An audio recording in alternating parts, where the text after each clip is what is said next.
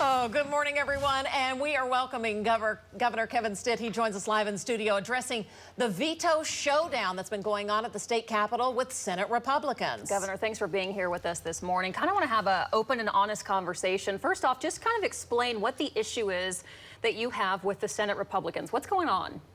Well, first off, I just came off the campaign trail, and I visited all 77 counties, met with, feels like all 4 million Oklahomans, and won big. But I talked about tax cuts, I talked about school choice, giving parents more options, more schools.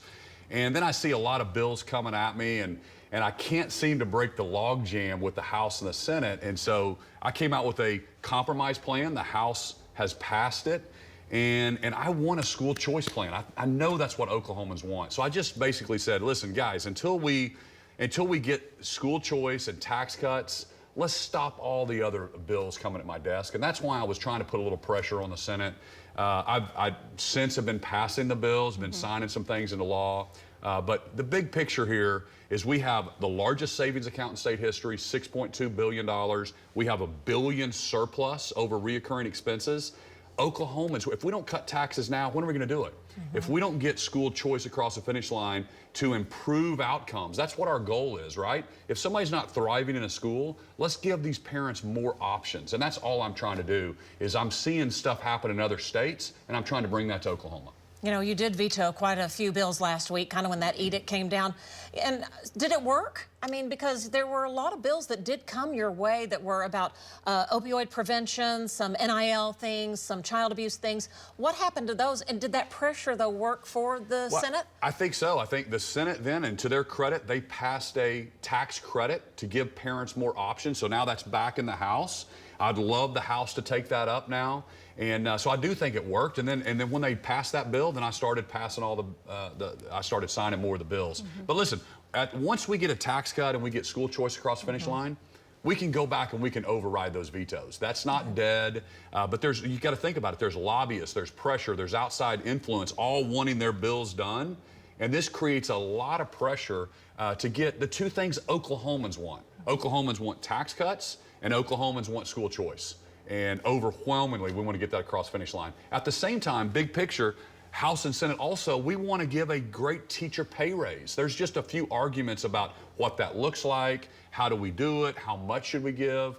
But the big picture is, because we've been fiscally disciplined, we have an opportunity to invest $500, $600 million in education. I proposed a $600 million compromise, and I've been asking the Senate to vote on that.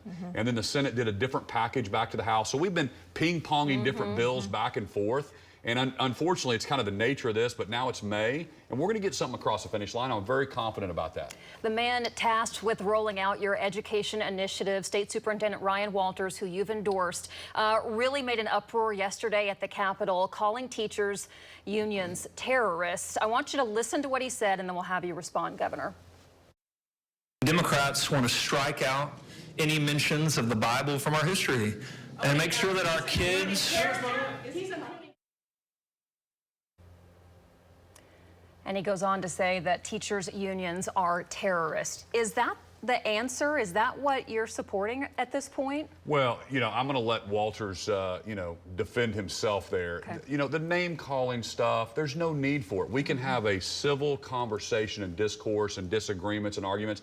And I remind Oklahomans all the time that, listen, let's let Washington, D.C. play all the politics. All I'm trying to do as governor is have the best education system in the country. I want to have the lowest taxes, the best pro-business state, and we are moving the needle. I'm telling you, our economy has never been better. We have the largest savings account. I want the best health care. I want the best roads and bridges, and that's not political. That should just be, let's make Oklahoma top 10, and that's why Oklahomans elected me. A lot of people are talking about your veto. It was a House bill of OETA. There's a lot of people who do watch OETA, and you vetoed about the funding for that, so the contract expires June 1st.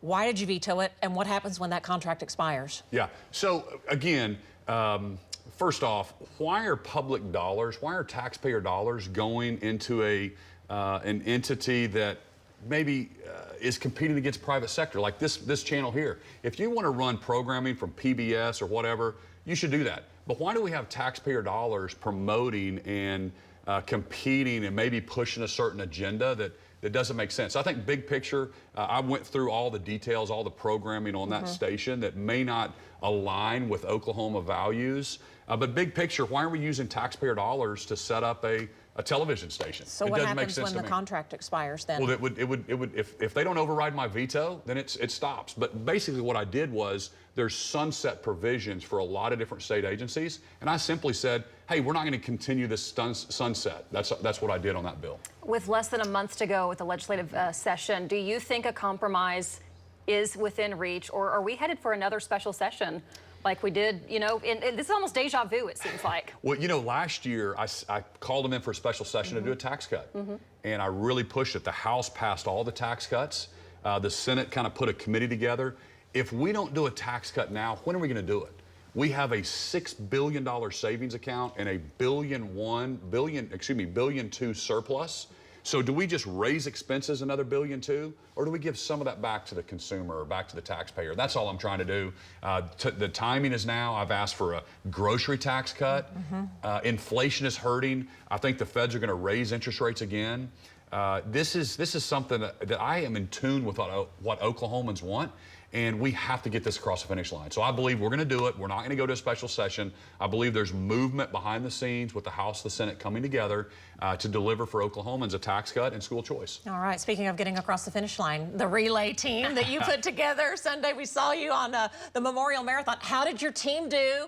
How far did you run, Governor? I ran 6.4 miles, so I ran the 10K. I think it's 6.4. Legs are a little tired, but I made it. It was so fun, man. I mean, the atmosphere out there. There's 18,000 runners, and you guys there. I sat down at the start line, and we had the wheelchair folks go first, and man, it was so fun being out there with my fellow Oklahomans and from all over the world. People were running. You did say that your son booked it so fast that he outran the detail. Yeah, that's right. He outran his security detail. My 13-year-old, I mean, he took off and just ran like 24-minute 5K, so it was amazing. I love it. Governor, thanks for being honest, just coming, sitting down, having an honest conversation today about everything. We are going to be visiting with the Senate Pro Tem treat from the Capitol coming up in just a little bit, but hopefully things will come together and we'll see what happens. I think so. Thanks for having me on, and thanks for everybody watching, all the Oklahomans out there, and let's get it done this year. Governor, thank you. All right, more to come on News 9.